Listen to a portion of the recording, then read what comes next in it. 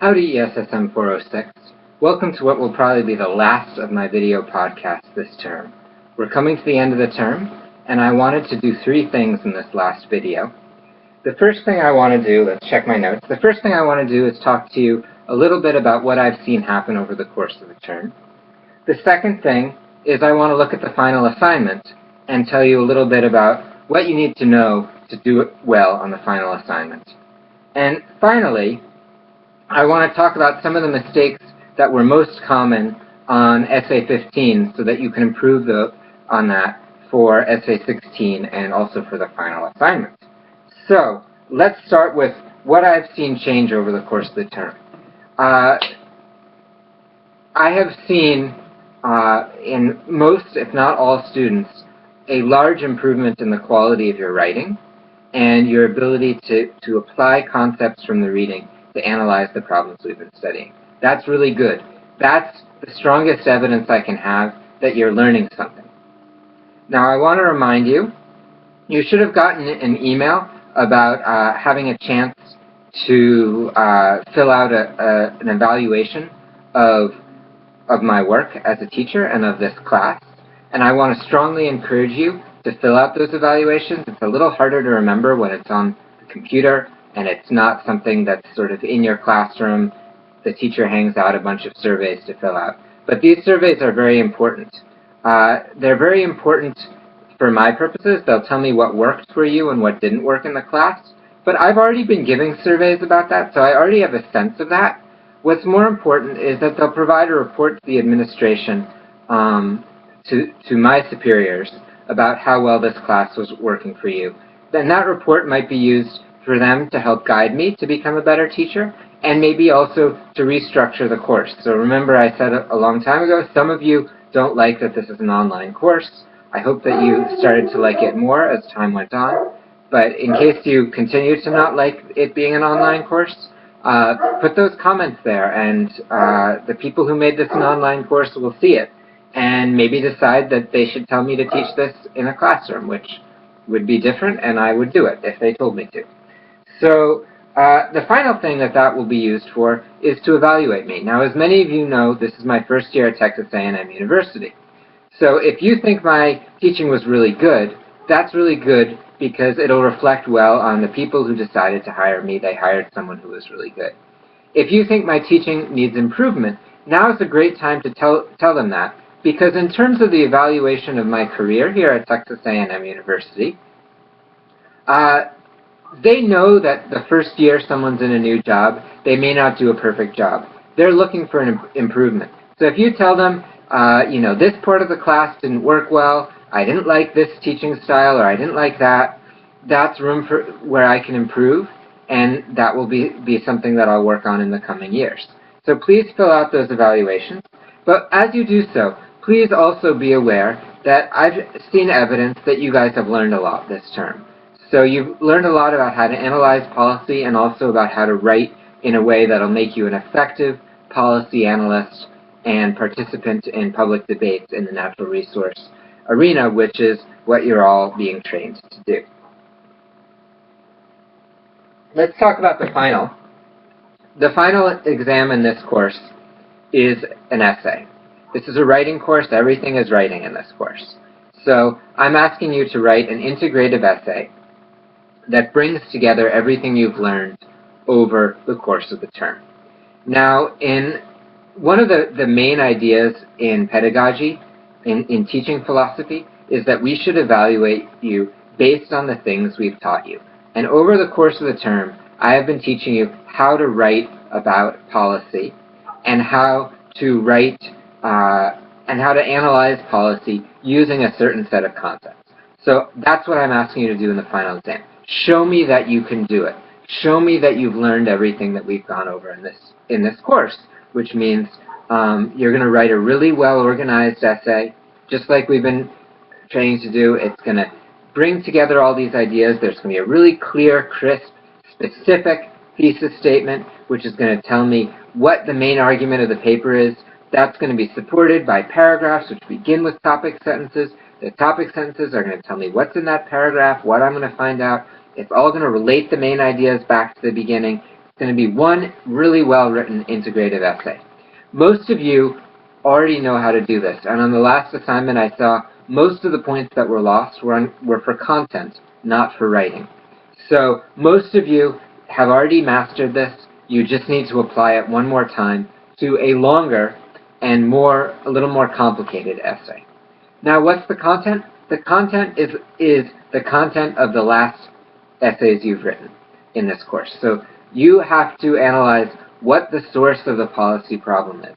So what are the sources of policy problems in the environmental field? Well, we talked about externalities, we talked about common pool resources and public goods, and you've all had a chance to try to analyze your policy problem. And in a few cases, some of you didn't do it right the first time, and most of you were able to correct that on your group assignments. So now you know how to do it. You already have the answer. You already know how to do that part.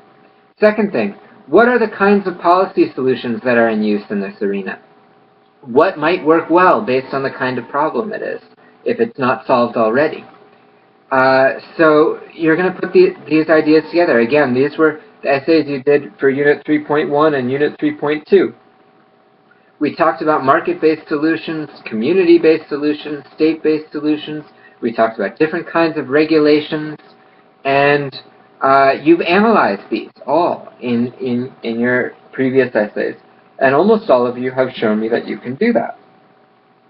So you can do it. Final part, what are the political strategies? So this is what the last assignment is, and this is where I'm going to start talking about some of the things that some people didn't do well on that last assignment. But first of all, let me say that by the time you get to writing your final essay, which I think you should be starting to think about now, you should have already gotten feedback. Today is Monday. I'm giving you feedback later today on your essays, and you'll see. Well, some of you didn't do it quite right. Most of you did, and those of you who didn't do it quite right are working in groups with people who did do it right. So you can learn from them, do a better job in your group assignment, and then apply that analysis to the project, to the final assignment. I think the biggest challenge in this final assignment is integrating. Most of you already have the right answers for your topic. You understand already what a common pool resource is and how it applies to your topic, or what a community-based solution is and how that applies to your topic.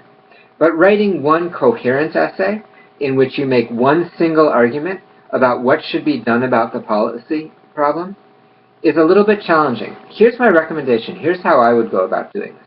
I would start by saying, okay, what's my opinion about what should be done in this policy arena? I've already asked you a little bit about that in this assignment. So make your thesis statement be about, because this is this kind of a problem, I believe that this kind of solution will be the best solution. And now you go through, you say, okay, it's this kind of problem. Here's how I'm going to show it's this kind of a problem. Again, that's your analysis of the policy problem. That's from Unit 2. You may need to give some background on the problem. You did some of that in Unit 1, but you also have been doing it throughout. So if the policy is technical and complicated, you need to make sure that the essay stands on its own, that I am reading it and I'm not like, well, what's that thing that you're talking about? I'm like, oh, okay, this policy means this. The problem stems from this problem. Don't go too in-depth into that. Make sure that I understand it, but don't make your essay about what the problem is. Make your essay about showing that you know how to apply the concepts from this course to that problem. Okay, so now you've made this big argument. You've said, okay, it's this kind of problem. These are the kind of solutions that are being used right now. Here's the solution I propose. And then finally, we get to what we just did in the last essay, which is, how can we solve this problem? Now, the one area, this is getting into the last portion of my lecture, I said there was one area where a lot of you messed up. Not a majority, but a significant number of students messed up in the last assignment. There are actually two problems. One is I asked you to look at both sort of the political strategies that are being used now and the political strategies that should be used in the future to achieve your desired goal. Some of you only looked at the future, so you didn't really get any points for looking at what the political strategies were for looking in the past. That's a mistake that's pretty easy to correct. A second problem, which I think is a little bit harder to correct, is that some of you were confused about the difference between a political strategy and a policy tool. So some of you told me about what policy tool you thought should be used. So say, I think that a cap-and-trade scheme or a collaborative scheme would work. But what I wanted you to be analyzing, and what the readings for Unit 4 are all about, is how do you get there? You may have a good idea about what kind of policy would work in this area, but that doesn't mean that policy is going to get implemented. There are all kinds of barriers that might come up to implementing that kind of policy. You need to identify individual actors, people, organizations that consist of people who can make that happen. So if you say Congress should pass a new law, okay, well, if you've been paying any attention to Congress for the last 2 to 20 years, you know that they're all battled up in these different political disputes, and they're not really that into making new laws. It's not that common for Congress to pass a new law. Someone really has to grab their attention, make something a really important political issue, or they have to have a really good sponsor in Congress. So how are you going to go about doing that? Maybe you're going to have a big national political campaign. Well, who's going to organize that national political campaign? These things don't just happen. Then maybe you're going to say, well, we should have, the people should get together and collaborate. Well, oftentimes in the cases that you've been studying, you've been telling me all along that these groups don't really like each other that much. They distrust each other. They maybe have very different goals, very different values. So how are we going to get them to the table? That's what a political strategy is. The political strategy is, how do we get them to the table? How do we get Congress to pay attention to us? How do we get the local government to pay attention to us? How do we raise money to do this? Those are all the dimensions of political strategy. And many of you just looked at, what's the policy? Okay, what the policy is important, but you're never going to get those policies unless you look at the political strategies that will get you there. So as you work on your group essays, pay particular attention to that, and make sure you really address that in the final exam, because there's a lot of points in the final exam that you will get for doing a good job with that. So there's office hours this week. I will have my regular office hours next week, even though it's Thanksgiving. I'll be here on Tuesday and Wednesday. I don't have office hours on Thursday anyway. If you need to make an appointment with me to talk to me, let me know. Work hard and gig 'em.